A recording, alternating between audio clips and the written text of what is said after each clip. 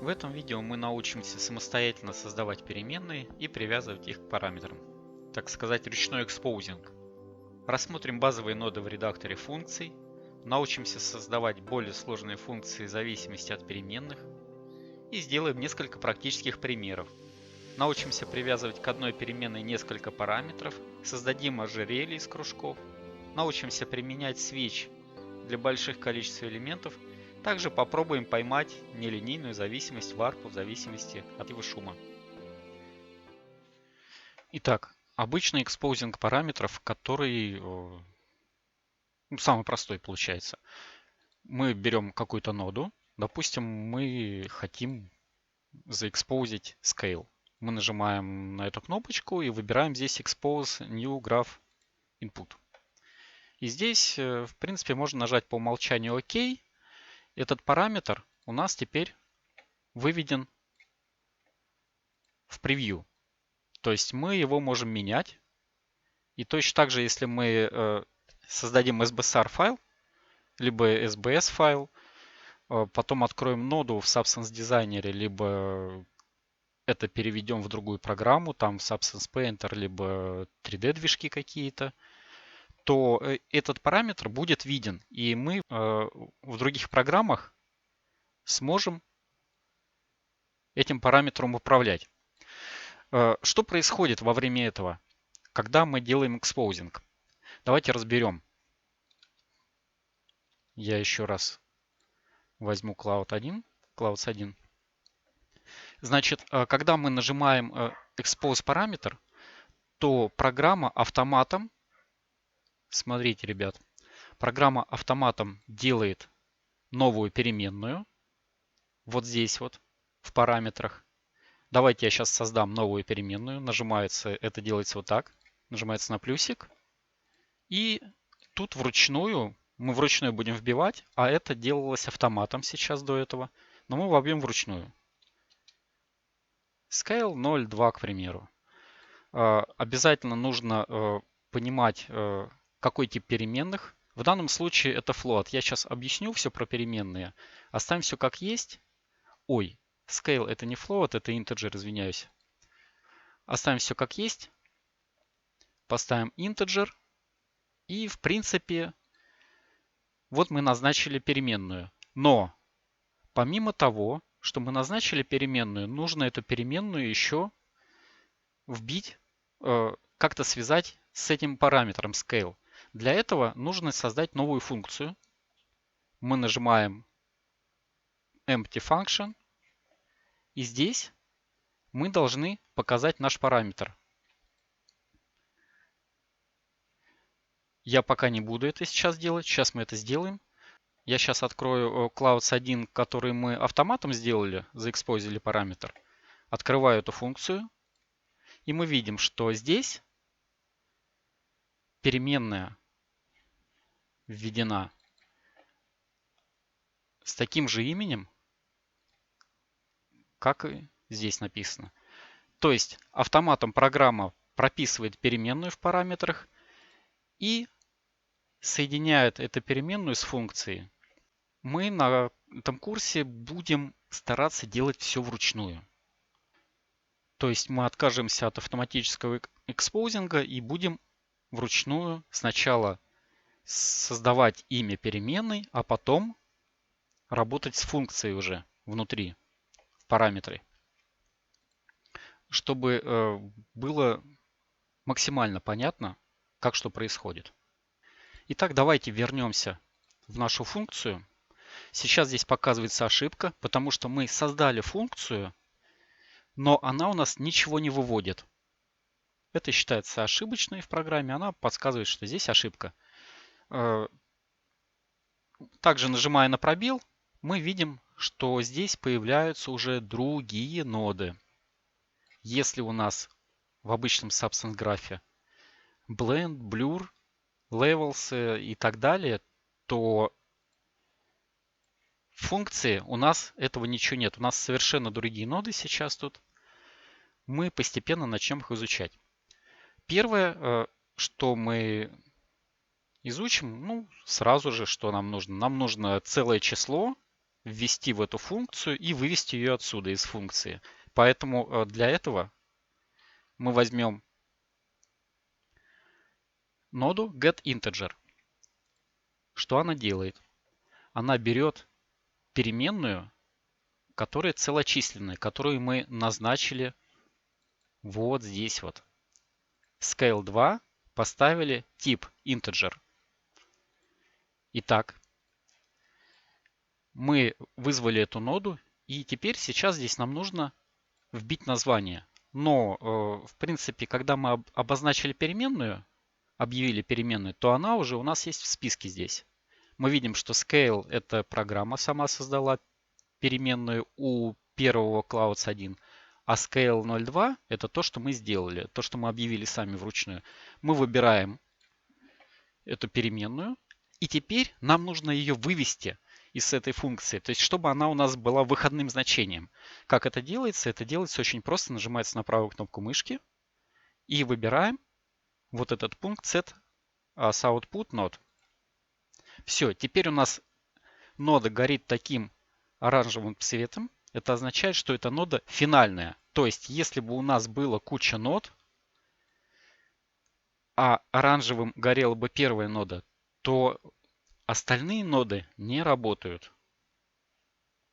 Ну, я думаю, это мы еще рассмотрим. Итак, ошибки нету. Сейчас смотрим. Это автоматом программа создала. Exposing. Это мы вручную сделали. Мы заходим в превью и смотрим. Начинаем крутить Scale. Мы видим, что у нас начинает работать наш параметр. Откуда я узнал, что нам нужно создавать параметр переменную целочисленную? Ну, во-первых, я знаю, что у ноды Clouds Scale начинает минимальный от единички, и когда мы начинаем двигать ползунок, мы видим, что тут получается 2, 3, 4, 5, 6, то есть целые числа. А во-вторых, если мы зайдем в ноду, то у нас всегда подсказка вот здесь в левом нижнем углу, какая нода должна быть выходной. То есть тут написано, что тип переменной, которая выходит из ноды, должен быть integer, то есть целые числа. Не пугайтесь, тут сложного ничего нету, программа всегда вам подскажет, как исправить ошибку. Давайте рассмотрим ноды, которые внутри, когда мы в функции. Итак, нажимаем на пробел. Мы все их будем изучать. Ну, по максимуму. Не знаю, все смогу я рассказать или не смогу. Но по мере изучения. Итак, в начале у нас была нода getInteger. Помимо getInteger есть у нас getFloat, также getFloat2, getFloat3. Сейчас я расскажу, сейчас, секунду.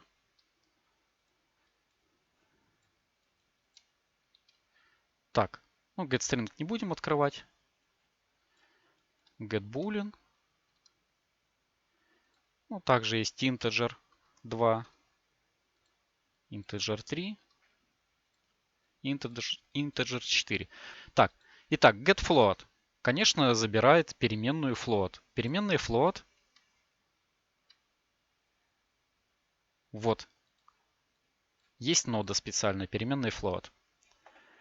Это у нас любое число, вообще любое. Не только целое, не только положительное, но еще и отрицательное.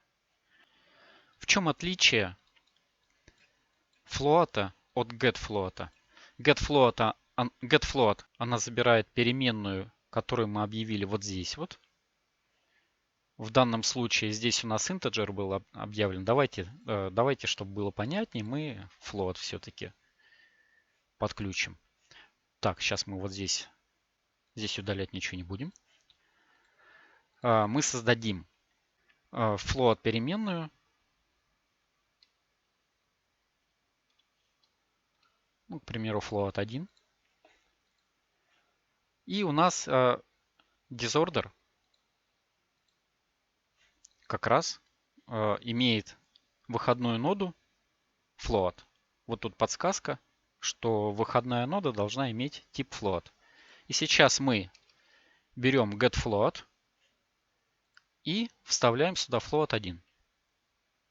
Сейчас мы, если сделаем exposing, то у нас вот этот параметр disorder будет управляться через превью. То есть вот. Итак, в чем отличие getFloat от обычного флота? GetFloat берет переменную, а переменная может быть любым числом. А float это своего рода константа. То есть если мы здесь введем любое число какое-то и сделаем выходную ноду ее, то у нас будет выходной float 0.43. Наверное, лучше пример показать на шейпе. Мы открываем ноду shape и scale. В scale мы выберем нашу float переменную. Так, это у нас getFloat. И мы просто, если возьмем float, любое число, сделаем ее выходной нодой, то у нас получается, что масштаб вот этой формы scale равняется 0,17 сотым. Это точно так же, как если бы мы вот здесь вот в scale поставили 17. То есть видим, что одна и вторая нода, они одинаковые. И это у нас константа. То есть она не будет у нас меняться, а эта переменная, она сможет меняться. И смотрите, то есть получается, что у нас вот эта нода сейчас выходная, это тут стоит в графике, но она не работает. Что я и объяснял в самом начале. То есть если мы начнем крутить, извиняюсь, если мы начнем крутить float 1, то у нас scale не будет меняться тут. Потому что выходная нода у нас вот эта. Поэтому у вас тут может быть какой-то бешеный график, но выходная нода одна, будет читаться только она. Остальное это как черновик тут может быть. Давайте вернемся в наш клауд, где у нас подсказывают, что ошибка, потому что у нас не заполнены вот эти вот ноды. Тут ошибки на самом деле не выдается, так как у нас выходная нода вот эта. Но, тем не менее, программа подсказывает, что у нас вот эти ноды, они не рабочие. Итак, getFloat и float мы чуть-чуть разобрали. Дальше. getFloat 2. Тоже очень часто мы будем применять. Давайте рассмотрим случаи, где их можно встретить. Мы возьмем ноду Transform. И в ноде Transform offset имеет как раз, вот если мы откроем пустую функцию, он имеет у нас выходное значение float 2. И сейчас, если мы объявим переменную, допустим, обозначим ее как offset, и вот здесь нужно выбрать тип переменной. В данном случае нам нужен float 2. Тут, в принципе, все эти типы есть, которые я вот здесь в Cloud показал, в Clouds.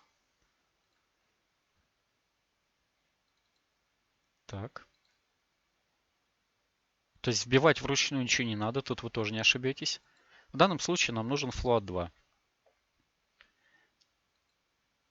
Заходим в ноду, берем getFloat 2 и отсюда из списка забираем offset. Секунду. Угу. Я неправильно написал, извиняюсь. Offset с двумя F. Обратите внимание, я если здесь изменяю название offset, то вот здесь оно тоже поменялось. Это очень удобно. То есть вы сначала можете обозвать переменную каким-то неудачным именем, а потом исправить на более удачное, это почти всегда сработает. Итак, offset у нас есть. Мы выводим ее как выводную ноду. И теперь этот параметр в превью у нас работает.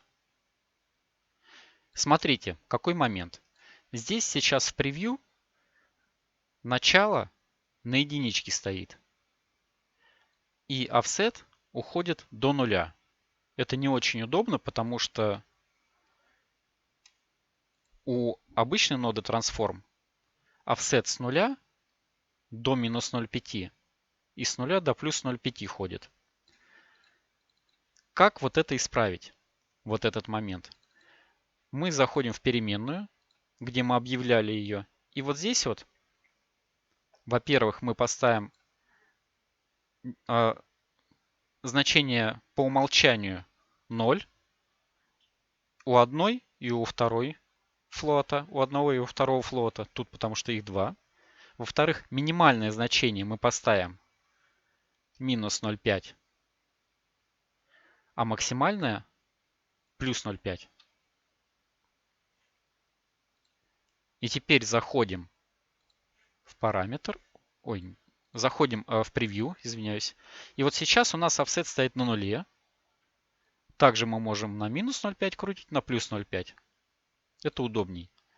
То есть вот эти моменты все настраиваются в объявлении переменной. Дальше. Clamp стоит на фальш. Можно поставить true. Что это такое? Это нужно, когда мы хотим ограничить переменную. То есть, если мы ставим тут правду, то переменная не будет меньше минимального значения и не будет больше максимального значения. В каких случаях она может быть? То есть сейчас фальш. И сейчас мы, допустим, ставим 0,5, но мы хотим дальше покрутить. Поставить 0,6. Оно тут ставится, потому что у нас нет ограничения. Если мы здесь в параметре поставим правду, что у нас ограничение происходит, то в превью, если мы будем вбивать 0,6, то у нас все равно будет максималка стоит. У нас выше максимального значения не пойдет. Такое бывает полезно, чтобы избежать ошибок в графике. Допустим, мы знаем, что масштаб не может быть отрицательным. Поэтому мы scale ставим ограничение, то есть минимальное значение, допустим, единичка, максимальное, ну, давайте можем поставить 1000. Ну, 1000 много, наверное, 100. И все, и теперь у нас ограничение на scale 2. На scale тоже можем поставить ограничение. Дальше. getFloat 2 у нас есть. Но также есть у нас просто float 2. И эта нода работает точно так же, как переменная float. Но она двойная переменная получается. То есть, если мы вот здесь вот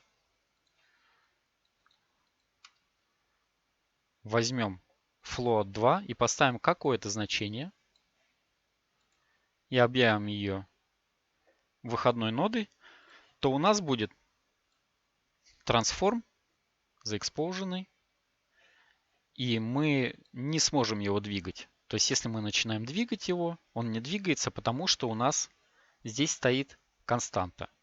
Я таким приемом, наверное, ни разу не пользовался. То есть я не объявлял константу, не загонял его во функцию, но просто это удобно, чтобы объяснить, в чем разница между getFloat и float2.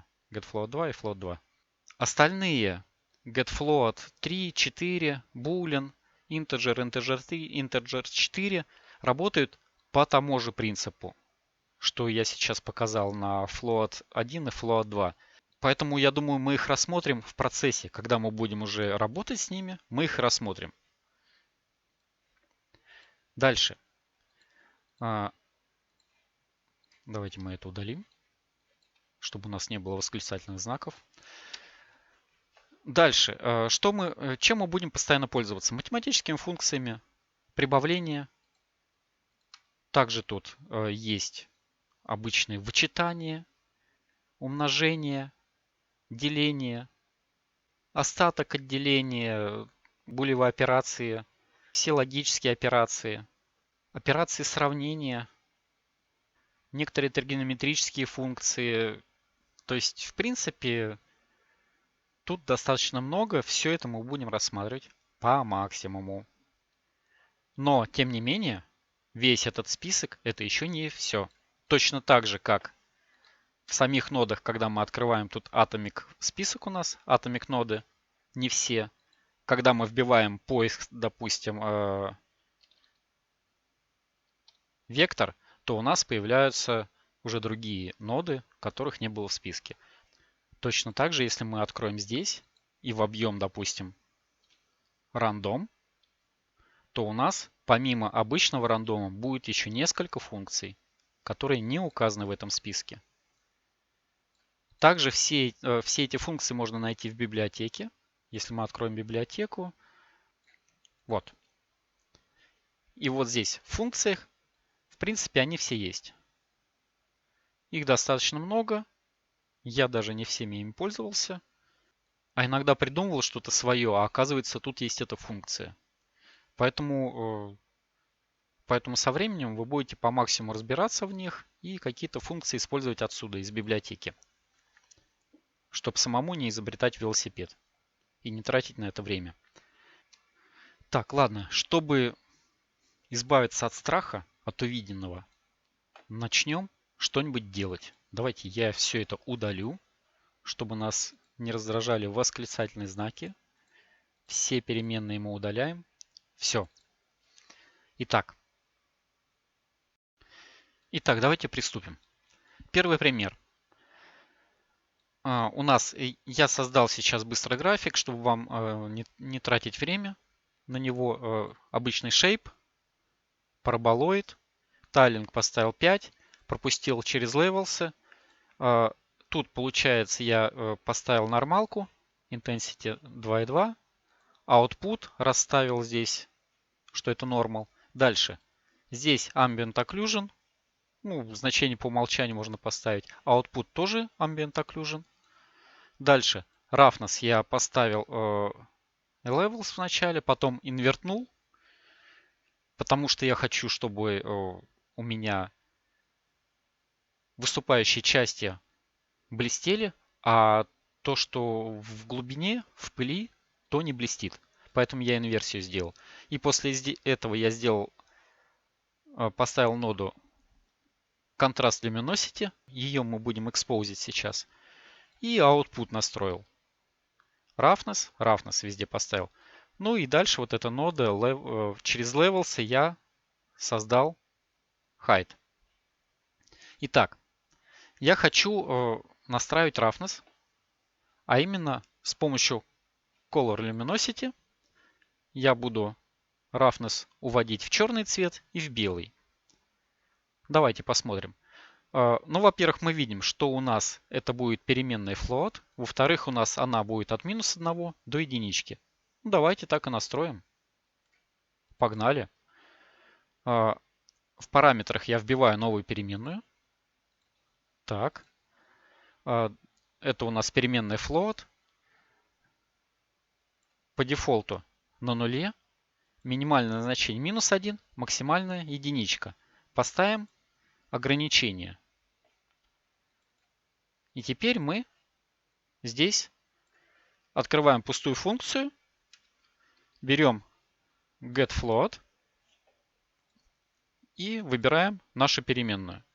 Дальше мы выбираем ее как выводную ноду, output нода. Все, у нас заработал exposing, давайте проверять. Roughness, если мы увеличиваем, то roughness у нас как раз увеличивается, то есть шероховатость увеличивается. Уменьшаем, шероховатость уменьшается. Дальше. Если бы у нас был не roughness, а glossiness, то когда бы мы увеличивали, то у нас мы видим, что шероховатость максимальная, значит глянцевость, glossинess должна быть минимальной. Как это исправить? То есть мне нужно наоборот, чтобы при увеличении glossинess шарики начинали блестеть.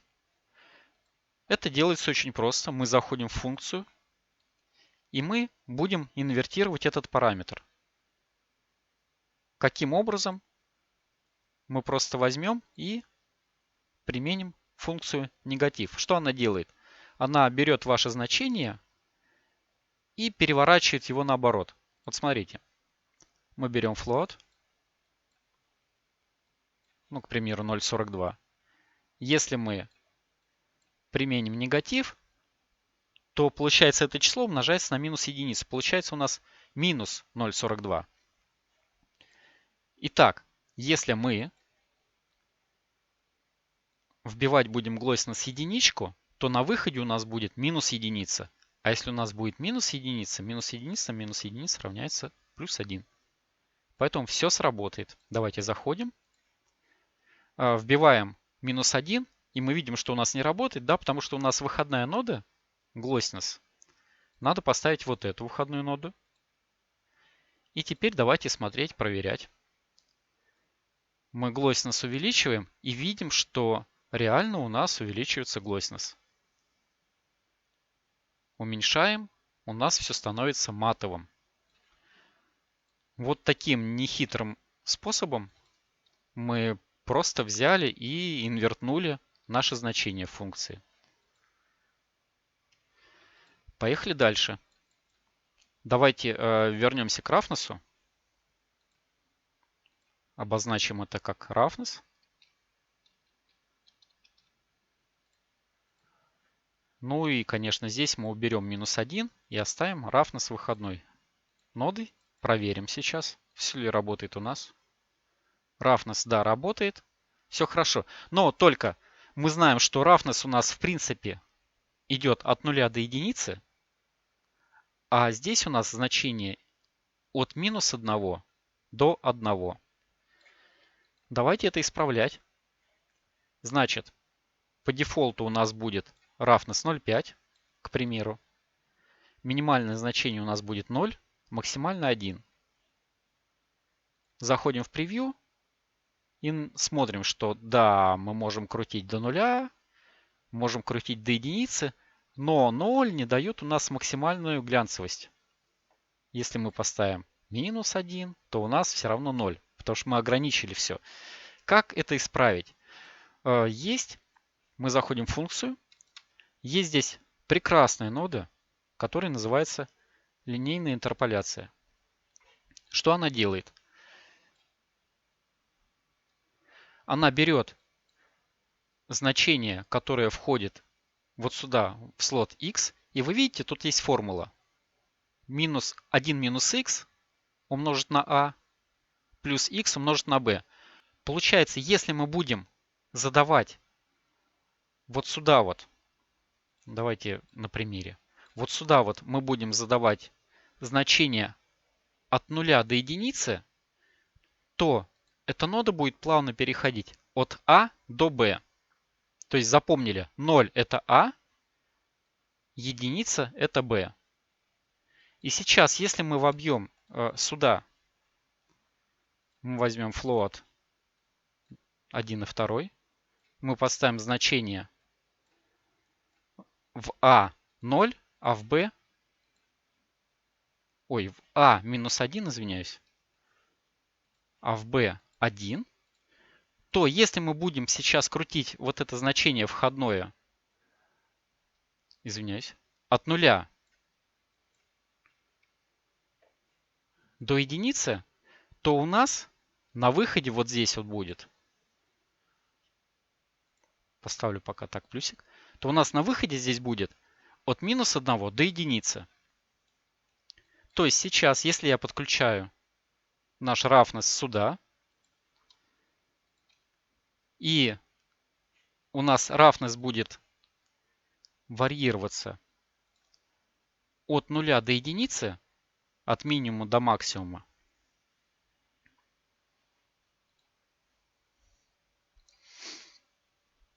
то на выходе у нас будет от минус до единицы. Но теперь нужно вот эту ноду сделать выходной. Мы делаем эту ноду выходной, идем в превью и смотрим. Так, roughness по умолчанию у нас 0,5. Ну вот давайте с 0,5 смотрим. Если мы roughness уменьшаем до нуля, мы видим, что у нас все, абсолютно все блестит.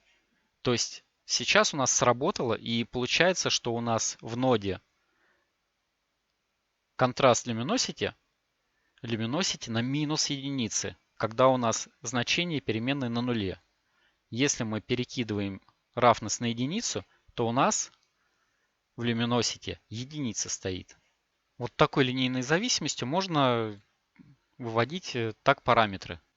Дальше простой пример, как мы с помощью одного параметра будем управлять несколькими нодами. Допустим, у нас есть две ноды shape. Shape 1 квадрат, shape 2 круг. Из квадрата мы вычитаем круг, и у нас получается вот такая фигура. Допустим, мы хотим затайлить, но чтобы затайлить, нам нужно выбрать здесь тайлинг 3, к примеру, и здесь тайлинг 3. Мне это неудобно. Я хочу заэкспозить параметр тайлинга. Давайте начнем. Итак, мы видим, что у нас тайлинг меняется по целому числу. Значит, у нас заведомо мы знаем, что это будет целое число. Объявляем переменную новую в параметрах.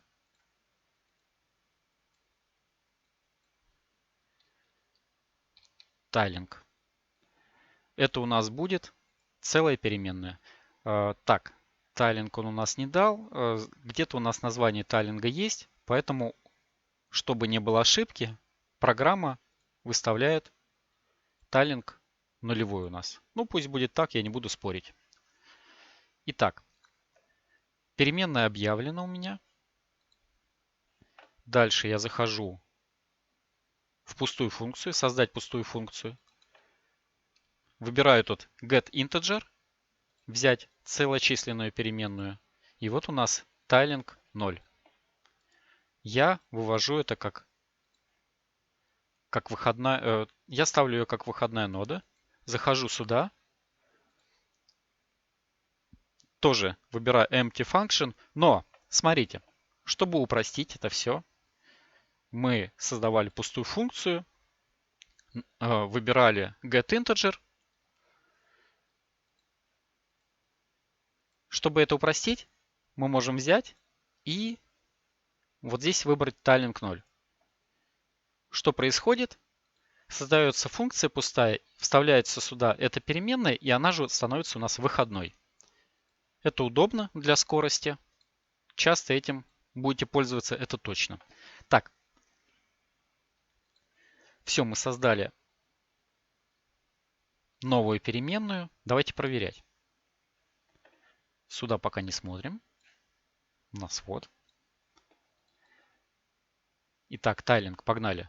Начинаем крутить, и мы видим, что у нас переменная работает и в этой ноде, и в этой. Тайлинг 0. Нам не нужно крутить вот здесь вот тайлинг, не нужно крутить здесь. У нас все идет с помощью одной переменной.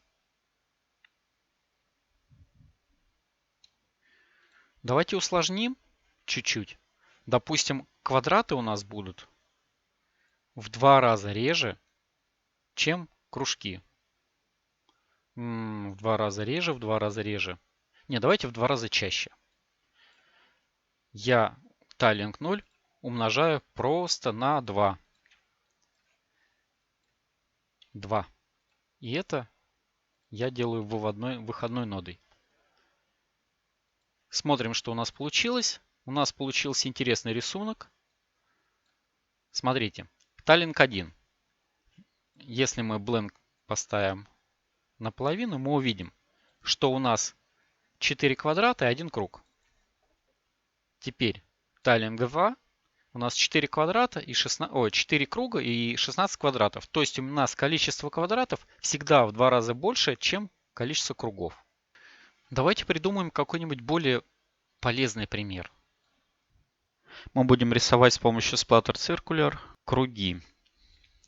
Давайте возьмем shape. Пусть будет у нас круг. Вставим его сюда.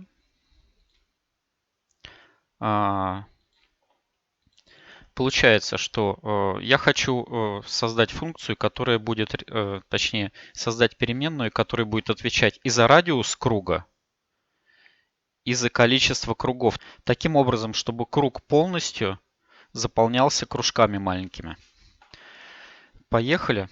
Так, я сейчас удалю все переменные, которые у нас были. Это я удаляю. Итак, мы создадим сейчас переменную. Пусть будет радиус. Она у нас будет float. Ну и сразу же ее подключим в радиус. Так, это scale, который нам нужно будет менять.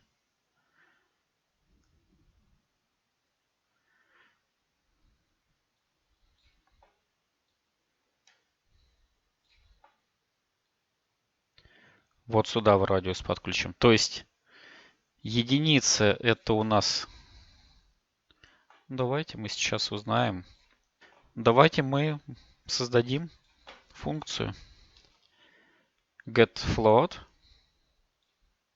Возьмем радиус и выведем ее финальной нодой. Итак, так как у нас по умолчанию был радиус единичка, то у нас очень большой радиус, да? Мы возьмем... Давайте мы узнаем, что означает у нас единичка, да? То есть у нас вот круг, вот допустим вот этот кружок, если мы будем следить за ним, он у нас уходит ровно на единицу. На единицу в сторону. Напоминаю, что единица это ширина квадрата. Ширина нашей картинки. В данном случае это 2048 на 2048. То есть единичка означает то, что круг, радиус, равен 2048 точек. А так как у нас splatter circular тайлится, то у нас получается этот круг, он уходит за границы и выходит с другой стороны. То есть вот кружки сейчас пошли с другой стороны. И уходит опять же в нашу картинку. Это очень прикольный момент, когда делать надо будет какие-то паттерны, какие-то рисунки. Я думаю, может быть, мы эту тему даже затронем. Радиусом большим мы управлять можем. Осталось маленькими радиусами научиться управлять. Давайте чуть-чуть вспомним, что такое длина окружности и как она зависит от радиуса. Получается, длина окружности... Длина окружности круга равняется 2πr, где 2π это в принципе константа, потому что π это 3,14 грубо. То есть получается 2π это 6,28. А r это наш радиус, то есть наша переменная. И получается, что у нас длина окружности линейно зависит от радиуса. Теперь мы знаем, что длина окружности у нас вот она. Криво. И нам нужно просто узнать, какое количество, то есть узнать маленький радиус. Давайте даже не так. Мы создадим вторую переменную маленького радиуса, и мы будем узнавать количество кружков, которые нужно нам для заполнения полной окружности. Так, значит, это у нас радиус big, радиус большой. И мы создаем дополнительную переменную.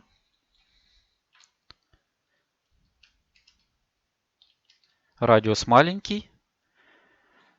Это у нас будет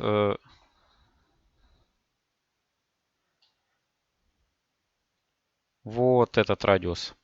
Тут, конечно, он показан не как радиус, а как scale, поэтому нам придется немножко абстрагироваться, что это не настоящий радиус, а какая-то переменная, привязанная через радиус. Сложно объяснил, наверное, но сейчас, когда мы будем все это делать, вы поймете. Итак, я в Scale добавляю новую функцию и вставляю сюда наш маленький радиус small. Вывожу ее как output, точнее как финальную ноду. И теперь смотрим. Так, давайте в превью. Радиус small у нас единичка. Если мы крутим, уменьшаются. Если радиус big, увеличивается радиус большой. А радиус маленький остается, да? Вот это. То есть радиус small управляется вот здесь вот. На самом деле радиус big, если будет равен единице, то он равен единице то есть ширине нашего квадрата, 2048 точек на самом деле. А радиус small, он не равен этим числам. Смотрите, я объясню. Вот у нас shape по скейлу единичка и новый сплаттер. Я подключаю shape сюда. И здесь scale стоит на единице. Но сами кружки, они не равняются по радиусу единицы. То есть, если бы единица была бы, то это были бы вот такие вот большие круги. Здесь, естественно, какой-то коэффициент присутствует. Но мы будем представлять, что в данном случае радиус small 0,72 он не является 0,72, он является каким-то, он является 0,72 умноженное на какой-то коэффициент. Этот коэффициент нам неизвестен, но мы его выведем. Это такой нюанс, который часто появляется в дизайнере. То есть ты вроде делаешь все по математическим формулам, а у тебя ничего не работает. Вот именно из-за того, что не всегда радиусы, не всегда какие-то значения равны реальным вот этим вот значениям по формулам. Поэтому приходится придумывать какие-то коэффициенты. Без этого никуда. Нужно просто знать, что некоторые параметры идут через какой-то коэффициент. Итак, мы настроили маленький и большой радиус. Так, давайте сразу посмотрим. Диаметр маленького круга получается 2 маленьких радиуса. Вот, это диаметр сейчас. И если мы разделим нашу длину окружности на маленький диаметр, то мы узнаем количество кругов, которые уместятся на большом круге. Конечно, это условно. Почему? Потому что если маленький круг, а маленькие кружки большие, то вот это вот расстояние, оно не будет соответствовать диаметру. Оно будет чуть-чуть меньше, чем диаметр. Но если у нас соотношение большого круга и большого радиуса и маленького радиуса большие, то есть большой круг большой, а маленькие кружки относительно большого круга маленькие, то эта формула будет приблизительно работать хорошо. То есть, чтобы узнать количество кружков нам нужно L разделить на D.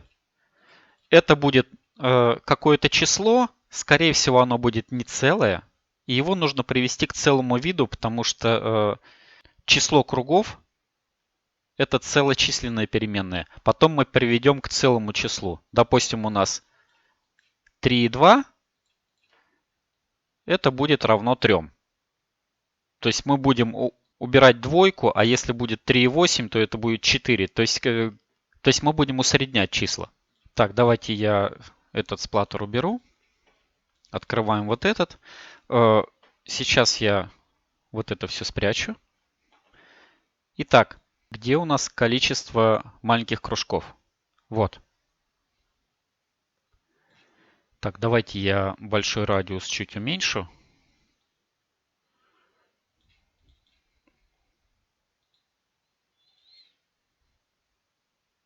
Так, еще вернусь на превьюшку. Вот количество кружков. Сейчас нам нужно будет заходить сюда и здесь уже писать нашу формулу, нашу функцию. Так, погнали. Нам нужны все переменные, которые у нас есть. Это большой радиус, big, и возьму маленький радиус. Итак, длина окружности большой. Это мы берем обычный float. 2πr, мы помним, да?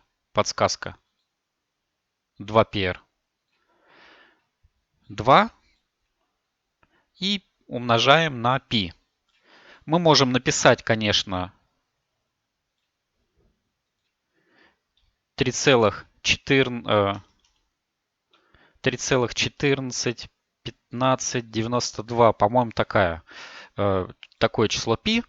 Но здесь есть встроенное число π, идет как функция. Если мы через пробел вобьем в поиск π, то у нас откроется эта функция.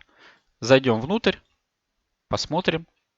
3,141593. То есть это, в принципе, то же самое, что я написал. Давайте подключим ее. Вот у нас 2π. Значит, 2πr перемножаем на наш большой радиус. Это у нас получается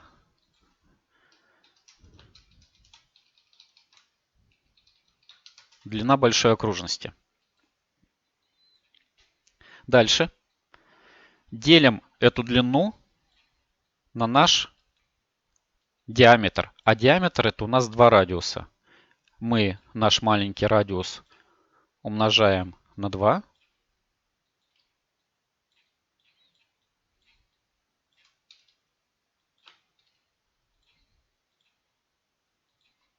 Малый диаметр.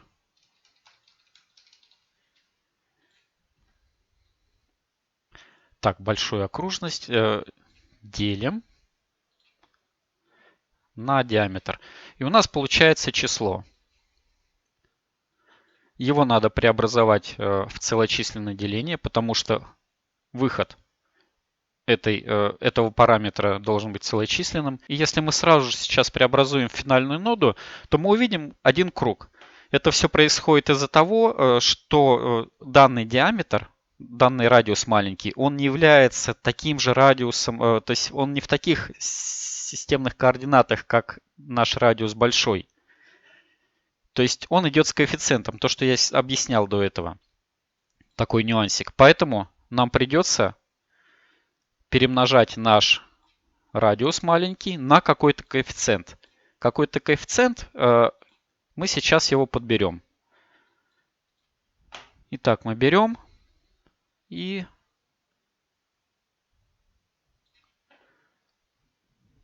увеличиваем. Так, 5,5. Не, он на уменьшение идет. 45, наверное, да, где-то так. 47. 46. Не, в другую сторону, извиняюсь. 44. Да что такое? 48. Вот. Мы вроде вывели сейчас коэффициент, но он не совсем точный. Почему? Потому что у нас сейчас перевод float переменной в целочисленную идет по меньшему, не как среднее число. То есть, что я имею в виду? В данном случае, если у нас идет, давайте возьмем 1,88, к примеру. Если у нас идет 1,88, и мы преобразуем это в целочисленное число, то обрезается просто все, что после запятой. А это не совсем усредненный результат. То есть это число ближе к 2, чем к единице. Поэтому давайте сейчас это исправим. На помощь нам придет новая нода, которая условная. If-else. Вы будете достаточно часто пользоваться. Что она делает? На вход поступает какой-то запрос. То есть, если... сейчас давайте я напишу.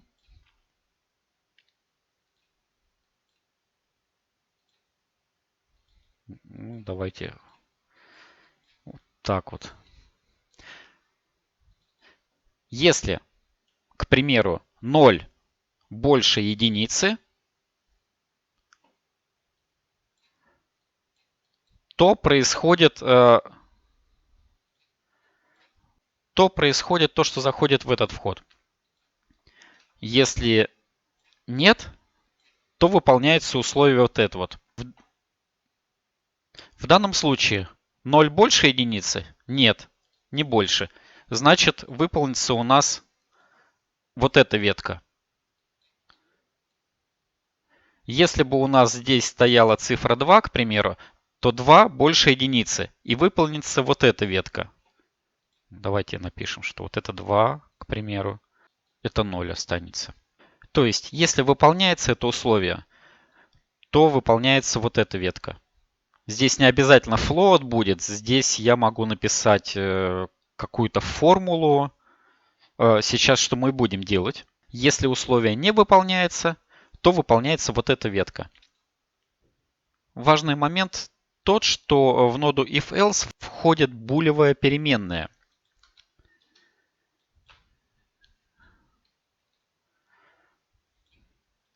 Это вот такая переменная, то есть это либо правда, либо ложь. Смотрите, если я сейчас подключаю ее сюда, то срабатывает, то сейчас подается правда на оператор и выполняется вот эта ветка. То же самое будет и в данном случае. 2 больше единицы – это правда, значит срабатывает верхняя ветка. Также булевая переменная может быть ложью, фальш. Если мы подключаем ее, подаем ее на условный оператор, то выполняется вот эта вот ветка. Это если бы у нас было условие, которое не выполнялось. То есть 0 больше единицы? Нет, не больше. Значит, вот сюда вот подается ложь. Это то же самое, что если бы мы подали вот так вот обычную переменную. Также мы можем взять какую-то переменную булеву. Булевые операции, булевые переменные. Давайте мы сейчас создадим одну булевую переменную. Допустим, это будет у нас режим, какой-то мод. И здесь мы ставим тип boolean. Смотрите, для чего он нам нужен. Извиняюсь. Так, давайте вот это мы скопируем. Мы скопируем две ноды shape. Пусть одна будет у нас, одна у нас будет квадрат, другая круг. И есть такая нода switch grayscale, которая на выходе переключает либо верхнюю ветку, либо нижнюю. Это, в принципе, своего рода тоже как раз условный оператор. Смотрите, только тут переменная, она в параметре свитча. То есть ложь выполняется нижняя ветка, правда выполняется верхняя ветка. И если мы сейчас сюда подключим наш мод, переменную мод, она у нас булева, то мы сможем переключать с помощью нее наши ветки. Это и есть вот этот вот условный оператор на самом деле. Если мы зайдем сейчас сюда, вот это наш условный оператор. Итак, это мы пока отодвинем. Может еще пригодится, может нет. Значит, получается, что нам нужно, чтобы вот такие числа преобразовывались в четверку, к примеру.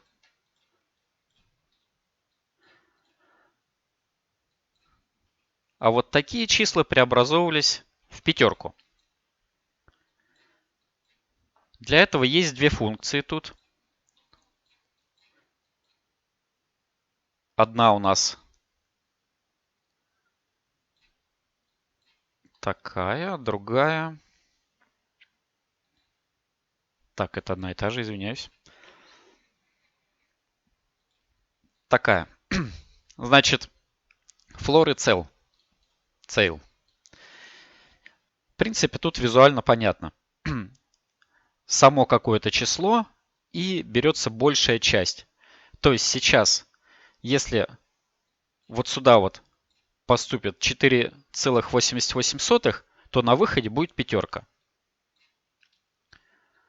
Если сюда поступит 4,26, то на выходе будет меньшая часть, четверка, меньшая целая часть. Значит, у нас есть и верх, и низ. Теперь нам нужно узнать остаток, дробную часть. Дробная часть, если будет она больше 0,5,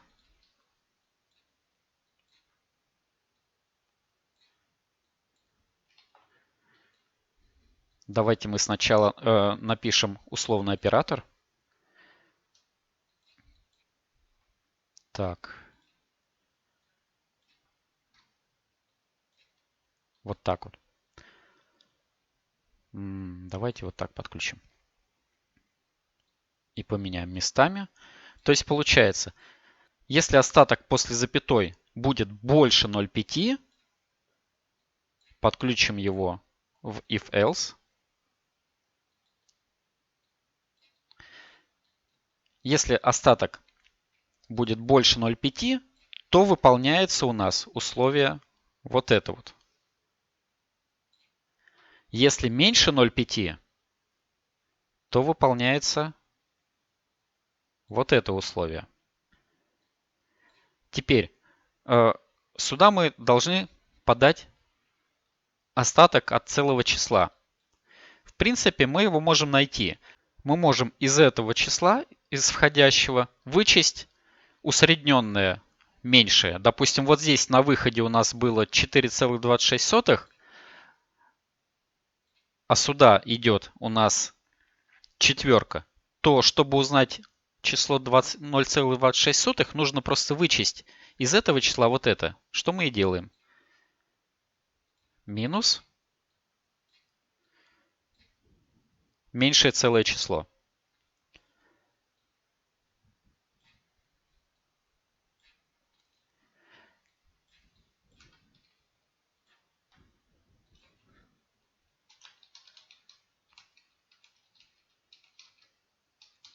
Вот. Я пометил, что это остаток от целого числа. На самом деле, можно по-другому узнавать остаток от целого числа, но мы сделаем сейчас так. И сейчас подаем это все в ноду сравнения. Сравнивается больше 0,5 или меньше. Если больше 0,5, то срабатывает вот эта ветка. Если меньше, то срабатывает вот эта ветка. И теперь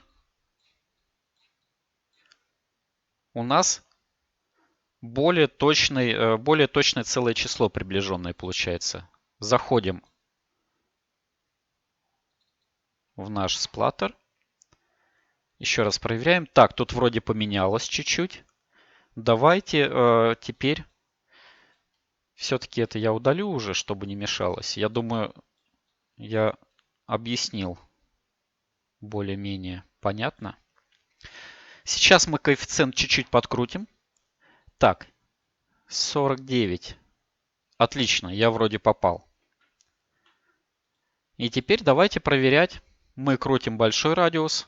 И мы видим, что сейчас у нас начинает срабатывать наша функция.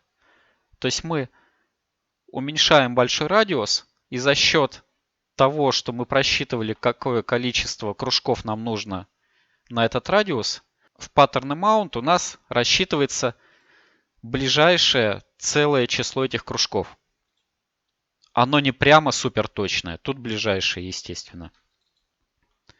И у нас все срабатывает. Так, теперь давайте радиус small покрутим. Тоже работает.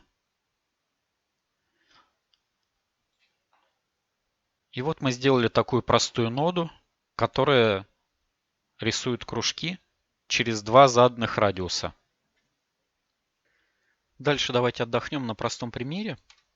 Мы возьмем Tile Sampler.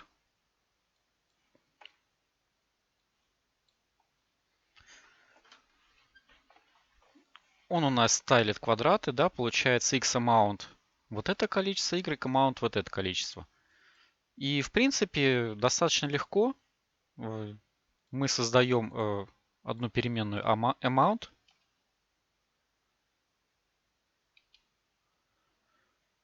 Integer. И достаточно легко одной переменной, извиняюсь, неправильно ввел amount, достаточно легко одной переменной менять и x amount, и y amount. Мы берем, выбираем amount здесь и здесь amount. По умолчанию у нас стояла единичка. Давайте минимум мы поставим 1. Максимум 10 останется. Ограничим это все. Итак, получается, amount у нас увеличивается и уменьшается с помощью одной переменной. То есть сейчас не надо нам отдельно вводить количество квадратов по y и по x. Давайте рассмотрим следующий пример. Он достаточно полезный. Не пугайтесь этого графа. Что я хочу сделать? Допустим, у вас есть какой-то большой генератор, где у вас много выбранных элементов, и вам нужно больше 20. И вам нужно с помощью какой-то переменной их менять. В Substance Designer есть такая нода Multi-Switch Grayscale, и также для цветных карт можно переключаться. Фишка в том, что у этой ноды максимальное количество входных параметров 20. То есть больше 20 элементов вы сюда не можете воткнуть и не сможете сделать там 21 вставить. Как это обойти? Я спокойно, допустим, я сейчас вбил сюда 27 элементов. У меня на это ушло 2 ноды. Multi-Switch Grayscale. И каким образом это все можно объединить? Я точно так же делаю еще одну ноду Multi-Switch Grayscale, но здесь уже входящих параметров будет 2, точнее входящих входа 2. И теперь я объявляю переменную. Пусть будет switch. Она у нас целая будет, integer. И смотрите, ребят, у нас 27 элементов от единицы до 27. Мы сейчас поставим ограничение от единицы до 27, чтобы у нас ошибки не было.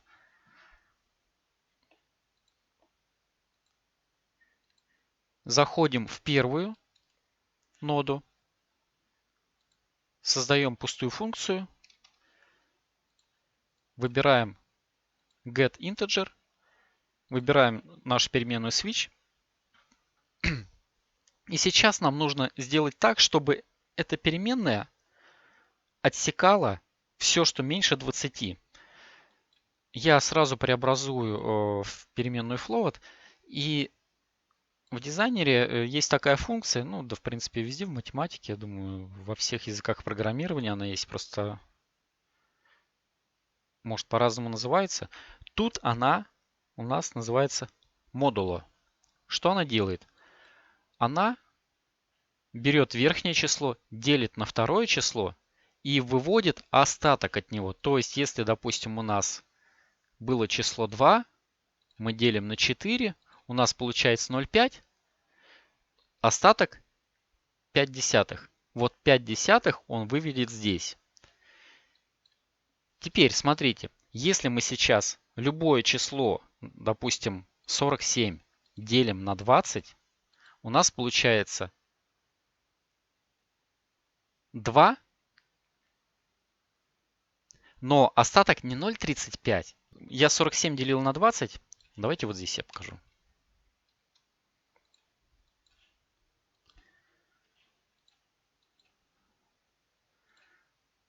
Вот так вот. Так будет лучше. Я 47 делю на 20, и остаток отделения будет у нас на самом деле тут семерка. Почему семерка? Потому что 40 у нас делится на 20, а 7 остается в остатке. То есть получается остаток 7 двадцатых, но 7 двадцатых не пишется. Пишется семерка. То есть на выходе будет семерка. И теперь смотрите, если мы будем подавать какое-либо значение сюда и при делении на 20, у нас выход не будет больше 20 никогда. То есть если у нас будет 20, то на выходе через модулы, давайте мы сразу поставим значок этот, то на выходе будет 0. Вот здесь сейчас в данном моменте. Если у нас здесь будет 21, то на выходе будет 1. Для чего нам это нужно? Нам это нужно, чтобы switch не был больше 20. Итак, мы сейчас это все делим на 20.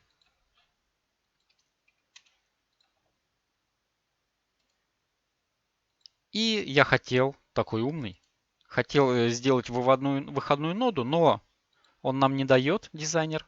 Видите, неактивное окошко. Почему? Потому что у нас выход должен быть integer. Сейчас мы преобразуем это все в integer. Есть нода такая преобразование, то есть преобразование интеджера во float и обратно. И вот эту ноду мы уже делаем выходную.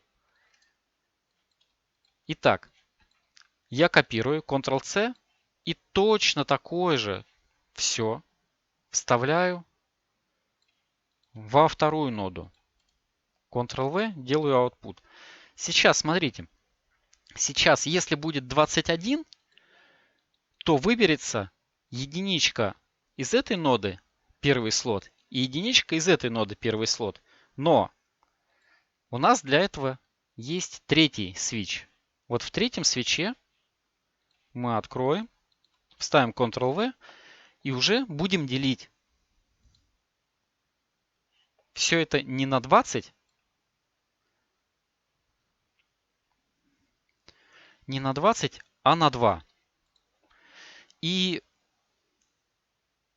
смотрите, на самом деле я пропустил тут одну ошибку. Давайте вернемся сначала в нашу ноду первую. Смотрите, если у нас тут получается 20, то 20 при делении на 20 остаток 0. Значит, на выходе будет 0. А у нас нулевого слота нету, а нам нужно двадцатку. Поэтому мы сейчас добавим тут еще график. Точнее, мы сейчас добавим тут еще граф. То есть у нас есть выход. И мы проверяем. Давайте мы сейчас это удалим. Будем с float работать. Мы проверяем, равно ли это нулю. Вот это нода сравнения, которая спрашивает, равно это число какому-то или нет. Я выбираю 0. То есть нода сравнения у нас есть больше, меньше. Вот это больше. Где у нас меньше? Сейчас, секунду. Вот меньше. Есть также больше равно, меньше равно. Нам нужно определение нуля. Поэтому мы воспользуемся этой нодой. И если у нас нода больше нуля, то у нас есть еще одна нода. If-else. Что она делает? Тут срабатывает условие. Если правда, то срабатывает верхняя позиция. Если ложь, то срабатывает нижняя позиция. Смотрите, если у нас 0, то нам нужно, чтобы на выходе был не 0, а 20. Поэтому, если у нас 20, то мы здесь подставляем. То есть, если 0, то мы здесь подставляем 20 вместо него. И если ложь, то пусть у нас будет все, как было до этого. То есть мы исправляем только одно число, а все было до этого, это вот отсюда. И вот это вот мы уже преобразовываем в целое численное число. Итак, смотрите, мы пофиксили баг с нулем. но не до конца, да? Если у нас switch равен нулю, то у нас двадцатка вылетит. Но у свитча мы ограничение на 0 поставили вот здесь вот. Поэтому вторая часть бага тоже закрыта. Поэтому я это еще раз копирую из этой ноды, вставляю это вот сюда вот. Это я удаляю, вставляю то, что скопировал, и делаю выходной нодой. И вот здесь нам нужно тоже исправить баг. Смотрите, при единичке у нас единица делить на 2, остаток будет единица. При двойке остаток будет 0. Итак, исправляем этот баг. Ну, давайте заново напишем. Так, повторение мать учения, да? Итак, условный оператор. Если это все будет равняться нулю,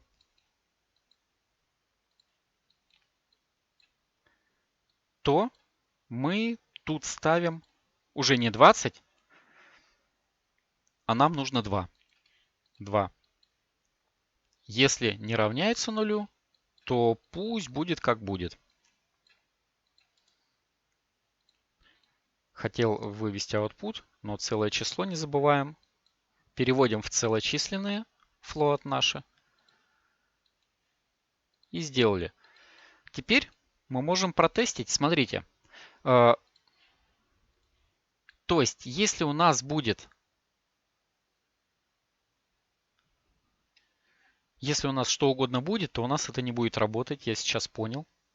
Потому что, когда у нас будет срабатывать, допустим, 3 на switch, то у нас будет переключаться каждый раз вот этот switch. А нам нужно, чтобы он переключался, 20 сработало здесь и 20 сработало здесь.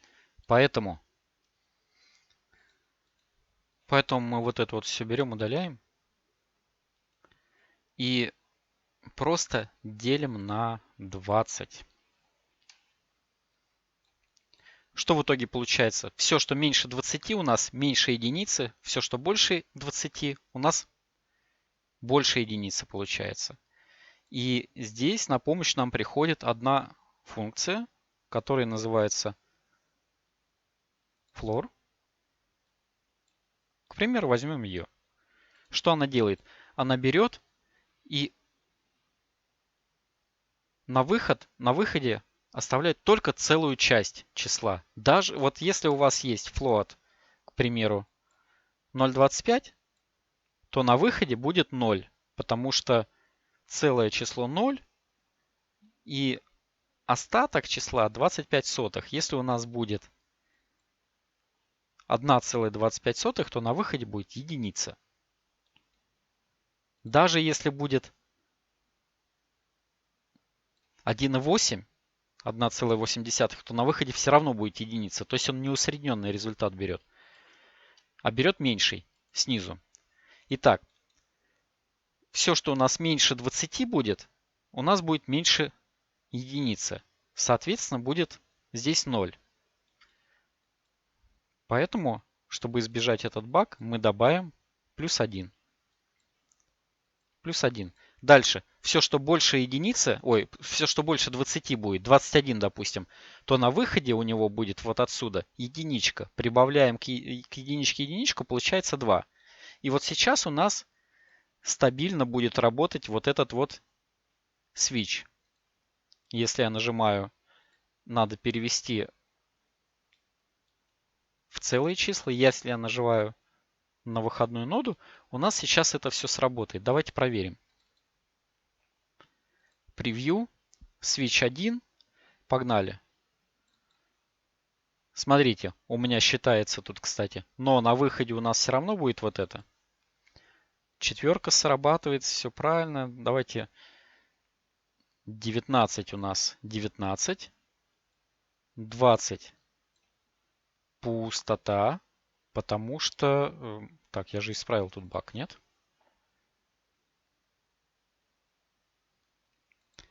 Да, тут все верно. Неправильно сработал вот этот вот переход.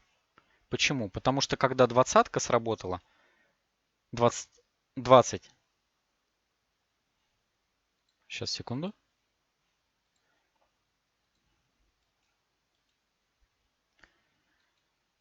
То есть здесь, когда 20 делим на 20, получается единичка плюс 1. Двойка вылезает. И у нас на двадцатке открывался вот этот свич. А на двадцатке тут его нету. Да и если был бы, то у нас бы открылся вот этот, тоже неверно.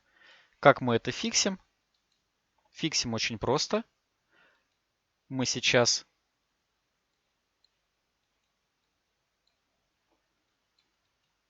вот здесь вот отнимем единичку.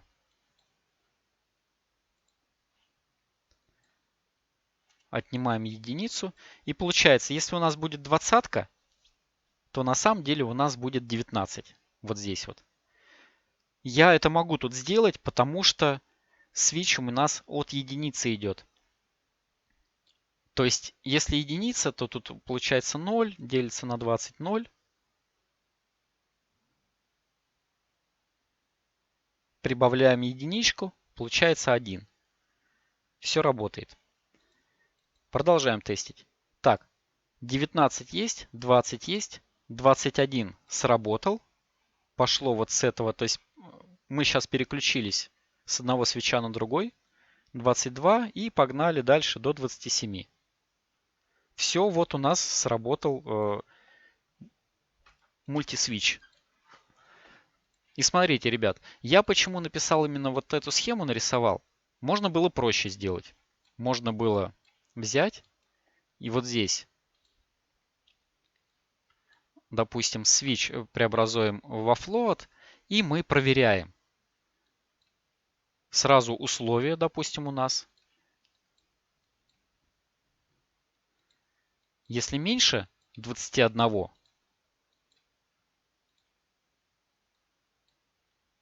то мы выбираем. А давайте тут мы сразу integer берем, число. Не хочет так найти. То есть, если меньше 21, то integer 1. Если больше 21, ой, если даже равен 21, то он не срабатывает это условие. Получается у нас 2. Мы могли написать вот так. И так тоже сработало бы. Смотрите, обратите внимание, что я сейчас сделал. Я сейчас сделал выходную на эту вот эту. А вот эта часть у меня написана, но она не срабатывает. Давайте проверим. Смотрите. Все работает, все четко, да? Получается 25, 25, 19, 19, все работает. Но почему я не воспользовался этой схемой? Потому что вот эта схема работает только до 40. А вот эта схема, первая, работает больше. То есть она может принимать больше свечей. Вот этих вот. То есть вот здесь может быть еще один стоять. Еще один. И здесь у вас будет, допустим, 4. И вы можете подключать большое количество элементов. То есть вот эта схема будет тут работать.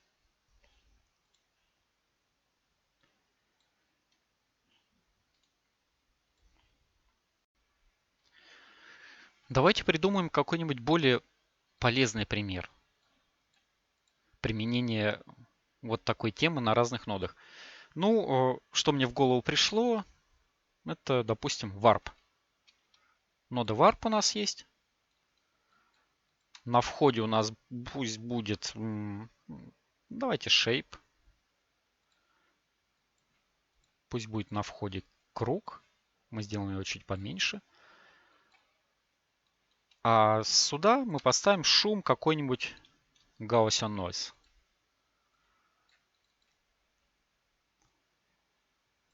Итак, смотрите. Получается, что чем больше масштаб,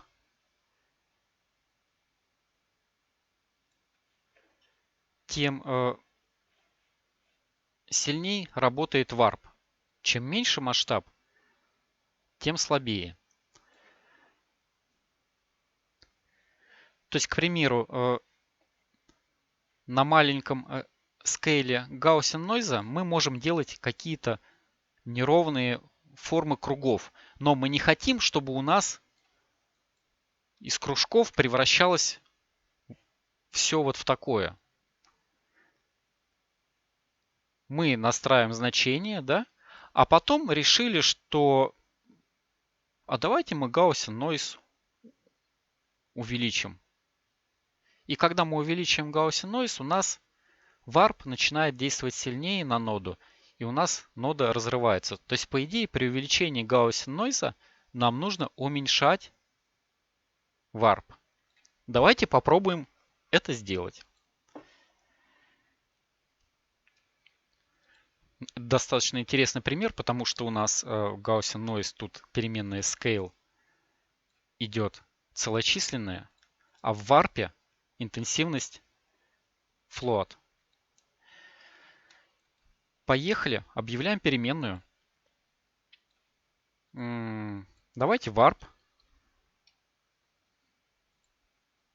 Пусть будет у нас... Давайте warp integer будет у нас. Работать от Gaussian Noise будем работать. Сейчас у нас scale 22, максималка у нас 64, запомнили это. Заходим сюда. Warp у нас integer. По умолчанию 22. Минимальная единичка будет. И максимальная 64, по-моему, да? Так, поставили. Обозначили переменную warp. Она у нас integer. Поэтому достаточно легко объявляется вот здесь. Заходим в empty function. Get integer. Берем warp. И объявляем ее выходной нодой. Все, сейчас у нас переменная работает. Итак, проверяем. Да, работает. Gaussian Noise работает. Но нам нужно, чтобы warp у нас на больших значениях Gaussian Noise не делал вот такие вот рваные края. Давайте заходим сюда в warp. Ну, что мы сначала делаем? Мы забираем нашу переменную integer. Делать нечего, надо от нее как-то плясать. Так, дальше у нас мы ее преобразуем во float. Потому что мы сейчас будем работать с float переменными, так как у нас warp, интенсивность именно float переменные. Так, мы преобразовали ее во float. И теперь давайте думать. Так, когда у нас увеличивается scale, у нас должен уменьшаться warp. Поэтому нам уже нужно сделать негатив. Давайте попробуем через линейную интерполяцию.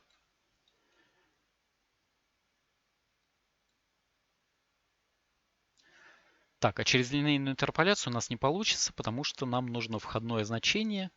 Не, оно будет работать, но не так, как мы хотим. Сейчас я объясню. Итак, warp. Переменная warp у нас работает от единицы до 64. Я напоминаю, что мы это ставили в параметре вот здесь вот, в warp. Минимальное значение единица, максимальное 64. Давайте хитрить.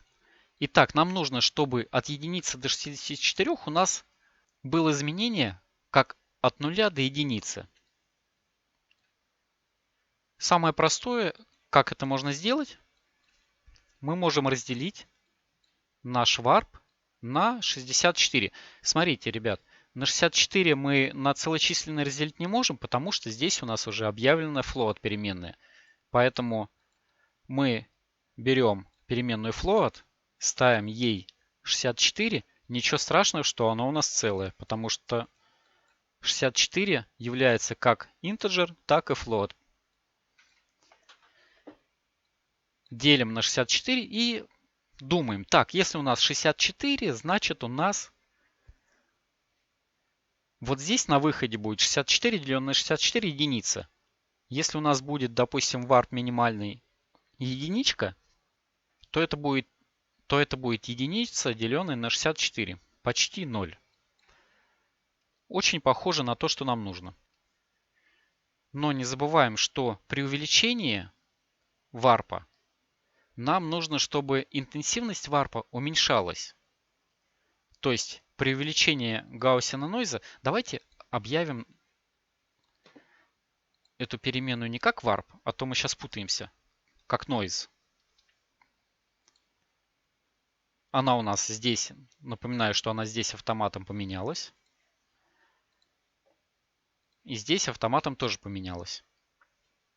Итак, при увеличении нойза warp нам нужно уменьшать.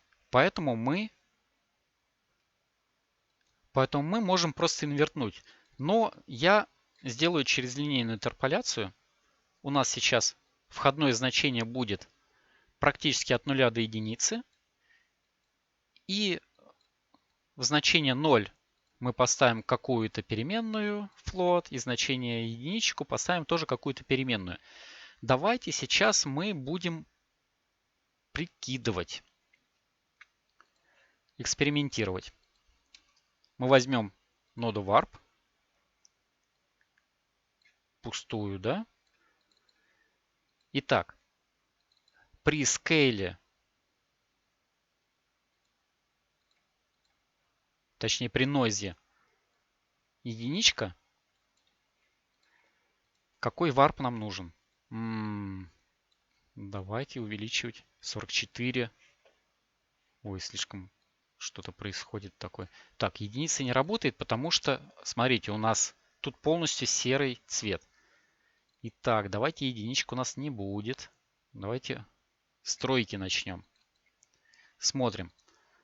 Угу. Интенсивность варпа мы делаем, допустим, 30. То есть при минимальных значениях, это вот здесь, вот это значение, мы поставим 30. Дальше, экспериментируем дальше. Мы ставим максимальный noise 64. Warp уменьшаем, уменьшаем, уменьшаем. Давайте так. Нет, наверное, еще вот так. Ну и, наверное, 0,5. Вот. Значит, при noise 64 нам нужен warp 5 сотых. Мы копируем это значение, заходим в нашу функцию и вот здесь ставим 5 сотых. Давайте экспериментировать. Делаем выходное значение. Удаляем нашу ноду временную. Итак, пробуем. Noise 64. Опускаем. И что-то у нас пошло не так. Естественно, с первого раза ничего не получается обычно в Substance дизайнере. Давайте заходить внутрь, смотреть. Получается, что на самом деле у нас тут линейная зависимость. Но, как я понял, из того, что у нас вышло, у нас совершенно нелинейная зависимость. Поэтому давайте увеличивать степень. Линейная зависимость. Ребят, объясняю. Так, у меня даже компьютер перезагрузился. Я по-быстрому воссоздал, что у нас было. Итак, у нас пошло что-то не так. Давайте залезаем в график. На самом деле тут показана линейная зависимость. Но, как я уже понял, у нас начальный Scale 3 я поставил минимальный. Окей. Конечный. Окей. Но что происходит вот здесь вот, это меня не устраивает. То есть тут нету линейной зависимости. Начальное число совпадает с нашим, конечный совпадает, а вот здесь вот нам нужно будет исправлять. Смотрите, ребят, линейная зависимость у нас получается, что это такое? Это прямая. То есть, если у нас по x, допустим, единичка,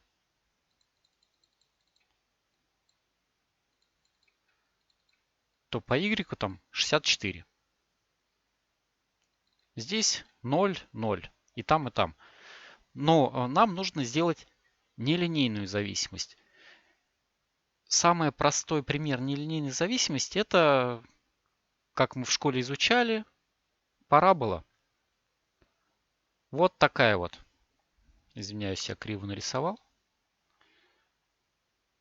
Давайте я сотру этот график. Нарисую новый. Криво. Вот так ровнее. Так, поставлю тут единичку. И тут, к примеру, единичку.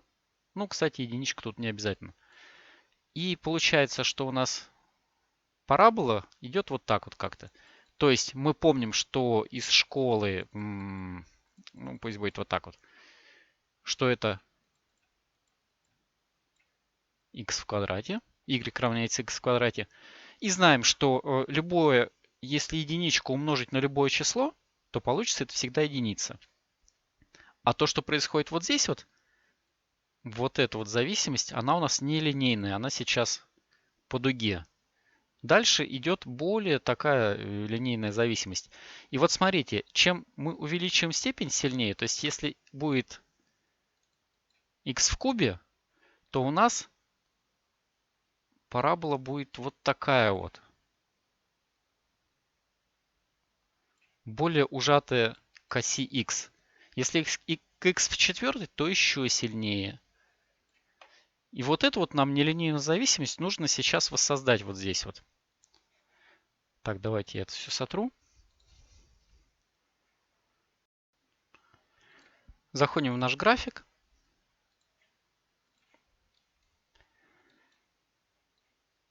И вот здесь на входящее значение, вот сюда вот, мы будем подавать чуть-чуть измененное значение. Смотрите, в чем тут фишка. Тут фишка в том, что вот эта часть, грубо говоря, выдает от 0 до единицы значение.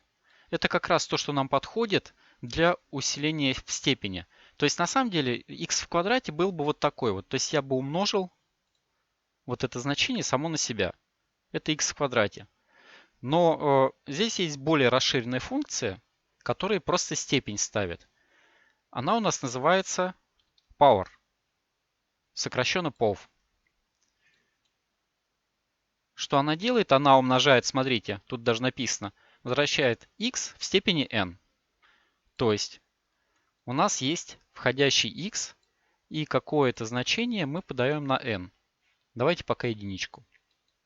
То есть в первой степени. Сейчас в первой степени это линейная зависимость будет. X в первой степени это y равняется x.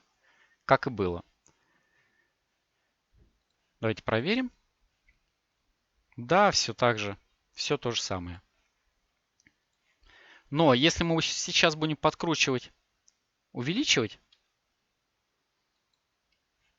то у нас график будет меняться.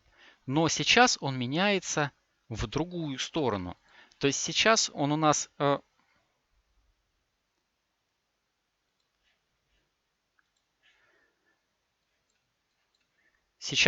меняется вот так вот, а нам в нашем примере нужно, чтобы он менялся вот так вот.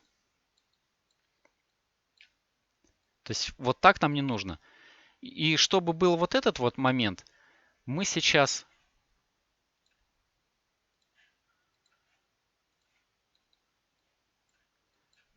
вот это вот инвертнем, но инвертнем не с минус единицы, не умножение на минус единицу, а из единицы вычтем вот этот результат. То есть что у нас получается?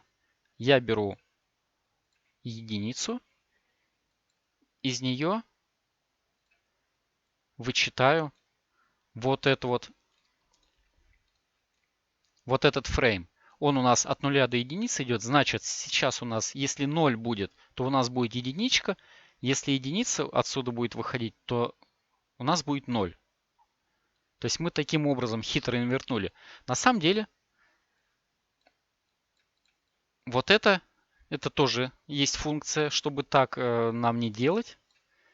Есть функция, называется one-minus. Вот. Она делает то же самое. И смотрите, ребят, любую функцию мы можем посмотреть, что внутри. Нажимаем на правую кнопку мышки и посмотреть Open Reference. Открываем, и мы видим, да, что у нас из единички вычитается входящее значение. Закрываем. Это мы тоже закроем. Поэтому one-minus уходит у нас сюда. Это мы удаляем. И сейчас у нас парабола будет в другую сторону искривляться. Давайте подбирать степень. То есть степень должна быть больше единицы. Извиняюсь.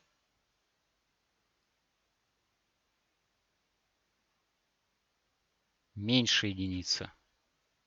Меньше единицы. Так. 0,2, 0,1. Давайте поставим 0,4. Уже что-то похоже. 0,2. 0,1. Угу. Я поставил специально среднее значение. Сейчас у нас работает. Давайте посмотрим. Опускаем ниже. И мы видим, да, что у нас есть искривления. Но они, конечно, маленькие. Но, тем не менее, они у нас не портят круг. И также мы увеличиваем. А вот здесь уже пошло что-то не то. Заходим в граф. Конечно, пошло что-то не то, потому что нам нужно обратно инвертнуть все. Опять one minus.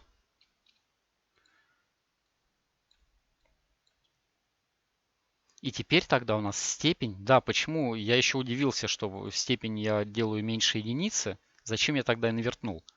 Степень мы делаем больше единицы. К примеру, 6. Давайте чуть уменьшим. Вот так вот. Извиняюсь, что я запутал вас чуть-чуть. Так, берем среднее значение. Заходим в график. И по среднему значению мы увеличиваем степень. Давайте 6 поставим. Вот, к примеру, 6. Проверяем. Уменьшается. Так, на уменьшении у нас поползли глюки, на увеличении пропали. Давайте на уменьшении, вот здесь вот. Увеличим еще степень. Увеличиваем степень. 11 у нас получилась степень. Наверное, еще надо чуть-чуть увеличить степень. Поставим 15. Смотрим. Итак, увеличиваем. У нас происходит варп, но не рвется круг. То есть, в принципе, мы настроили, грубо, конечно, но настроили вот этот вот параметр. Мы настроили scale с одной переменной и warp с одной переменной. Причем этот пример был достаточно сложный. То есть scale у нас была переменная целая, целочисленная переменная, integer. А в warp у нас float переменная. И плюс ко всему у нас еще нелинейная зависимость была. Мы вот здесь вот сделали вот такую вот непонятную штуку. Так, кстати, я потом сейчас сидел, еще поэкспериментировал, и оказалось, что можно через просто power степень 1/100 поставить без one minus. И у нас заработало почти то же самое. Смотрите.